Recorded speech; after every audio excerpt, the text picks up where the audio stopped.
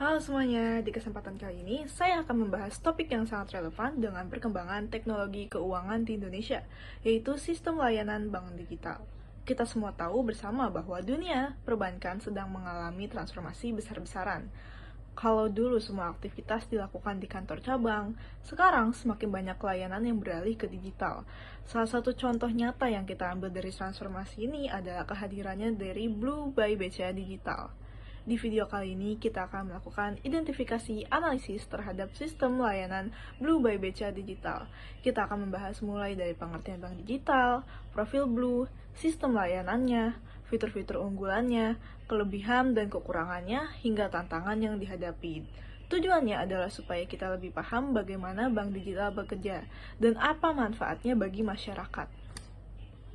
Nah, lalu pertama mungkin kita masuk dulu ke evolusi dari bank digital ini. Awalnya, bank konvensional ini hanya menyediakan layanan offline di kantor cabang. Nasabah harus datang langsung untuk menabung atau mengambil uang atau juga mengurus administrasi. Seiring perkembangannya teknologi, bank mulai menyediakan internet banking dan mobile banking. Namun, layanan itu masih terbatas, jadi kayak hanya sebagai tambahan dari layanan utama di kantor cabang. Namun bank digital ini berbeda, semua layanan utama sudah dipindahkan ke aplikasi. Mulai dari buka rekening, menabung, transfer, membayar, investasi, bahkan mungkin deposito. Semuanya ini bisa dilakukan dari hanya ponsel saja. Yang dimana artinya kita tidak lagi bergantung pada kantor fisik, melainkan cukup mengandalkan smartphone dan koneksi internet. Lalu selanjutnya ada karakteristik bank digital. Bank digital ini memiliki beberapa ciri khas yang membedakan bank digital dari bank konvensional. Seperti antara lain, pertama dia ini tanpa cabang fisik yang besar, yang dimana umumnya hanya ada kantor pusat dan ada customer service online. Lalu prosesnya juga serba digital. Buka rekening cukup dengan hanya iktp dan verifikasi wajah atau face recognition. Lalu juga efisiensi biaya karena tidak ada biaya operasional cabang. Jadi biaya administrasinya juga lebih murah. Lalu juga integrasi ekosistem digital, yang dimana langsung terhubung dengan QRIS, e-wallet, marketplace, dan layanan keuangan lain. Lalu juga fokus pada user experience, yang dimana aplikasi dibuat dengan tampilan sederhana, mudah digunakan, dan ramah anak muda. Lalu selanjutnya ada kelebihan dari bank digital. Nah, bank digital ini hadir untuk menjawab kebutuhan masyarakat modern, yang dimana ia mudah diakses kapan saja, di mana saja. Cepat dan praktis, transaksi cukup hanya beberapa klik dan tidak perlu antri di bank. Lalu juga hemat biaya, transfer antar bank bisa gratis, biaya adminnya juga lebih rendah. Lalu transparan, nasabah bisa langsung memantau semua mutasi transaksi secara real time. Lalu juga fleksibel, yang dimana ini sangat cocok untuk generasi muda, pekerja kreatif, dan masyarakat urban dengan gaya hidup digital. Lalu selanjutnya ada perbedaan bank digital dengan e-wallet. Contohnya itu seperti Dana, OVO, atau GoPay. Karena banyak sekali nih orang yang sering bingung apakah bank digital ini sama dengan dompet digital. Yang dimana jawabannya sudah pasti berbeda. Kalau misalnya dari bank digitalnya sendiri, dia diatur dan diawasi oleh otoritas jasa keuangan atau OJK-nya langsung dan juga dijaga oleh Bank Indonesia atau BI. Ia juga menyediakan rekening tabungan resmi, deposito, dan produk keuangan lainnya. Dan nasabahnya juga dijamin oleh LPS atau Lembaga Penjamin Simpanan. Nah, kalau e-wallet ini bukan bank, dia hanya aplikasi penyimpanan saldo untuk transaksi. Dia juga tidak ada fasilitas untuk menabung atau mungkin bunga tabungan. Dananya juga kalau dari e-wallet biasanya dibatasi nominalnya. Nominal tertentu dan tidak dijamin oleh LPS. Jadi nominalnya itu dia tidak sebesar bank digital. Jadi bank digital ini seperti Blue by BCA Digital, yang mana dia punya keamanan lebih tinggi dan cakupan layanannya lebih luas dibanding e-wallet. Nah, lalu mengapa sih bank digital ini penting? Di era digitalisasi ini, bank digital berperan sebagai inklusi keuangan, yang dimana dia mempermudah masyarakat yang belum punya rekening bank untuk membuka tabungan tanpa harus datang ke cabang. Lalu dia juga untuk efisiensi nasional. Transaksi digital ini mengurangi penggunaan uang tunai dan mempercepat alur pembayaran. Lalu juga untuk inovasi keuangan, yang dimana ia memunculkan layanan-layanan baru yang lebih relevan dengan kebutuhan generasi muda.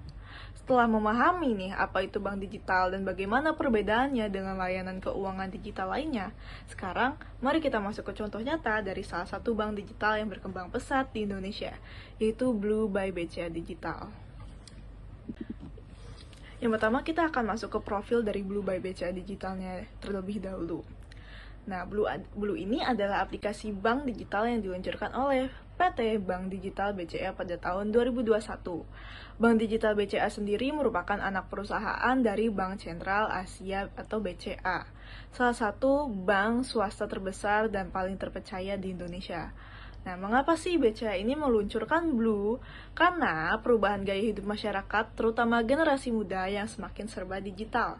Banyak anak muda yang sudah terbiasa bertransaksi lewat smartphone, sehingga mereka ini butuh layanan perbankan yang gratis, yang praktis, cepat, dan tanpa ribet.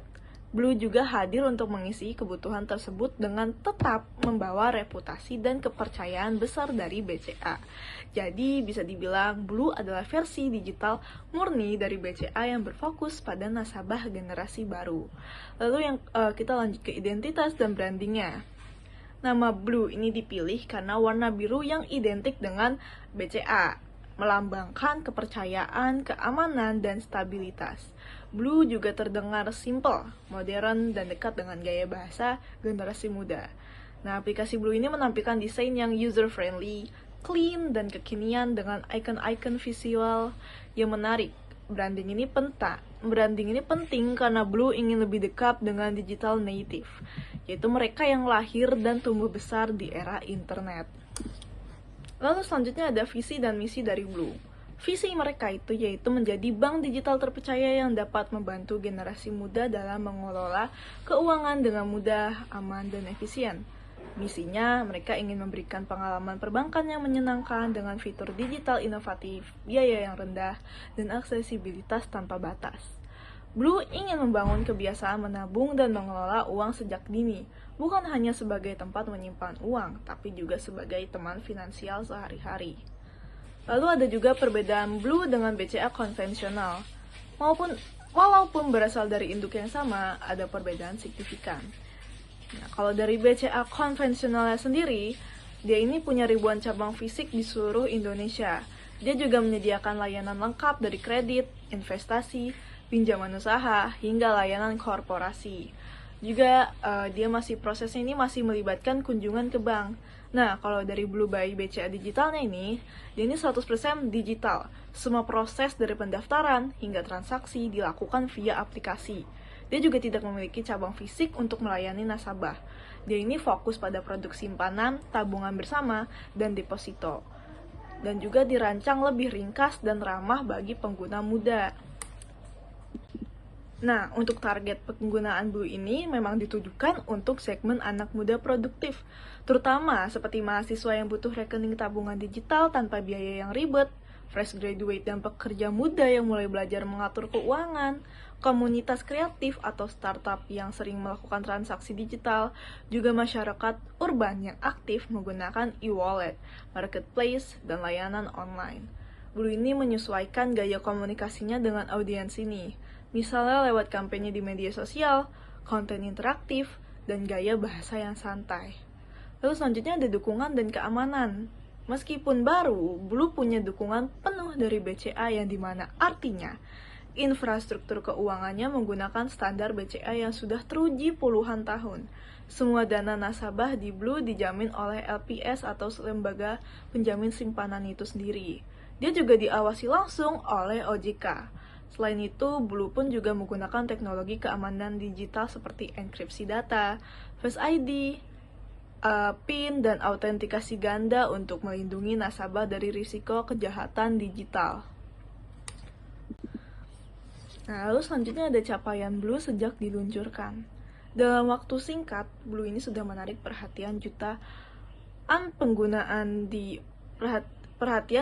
pengguna di Indonesia. Mereka ini banyak diapresiasi karena fiturnya yang relevan untuk anak muda. Mereka juga beberapa kali masuk dalam daftar top digital bank di Indonesia versi media keuangan. Mereka juga mendapat ulasan positif di Google Play dan App Store, terutama karena aplikasinya ringan dan mudah digunakan. Nah, setelah memahami profil Blue by BCA Digital, kita langsung aja masuk ke pembahasan fitur-fitur unggulannya yang membuat Blue berbeda dengan bank digital lainnya. Nah, yang pertama nih ada sistem layanan Blue by BCA Digital. Kita identifikasi lebih dalam bagaimana sistem layanan Blue by bekerja. Yang pertama ada pembukaan rekening digital. Semua proses ini dilakukan lewat aplikasi Blue.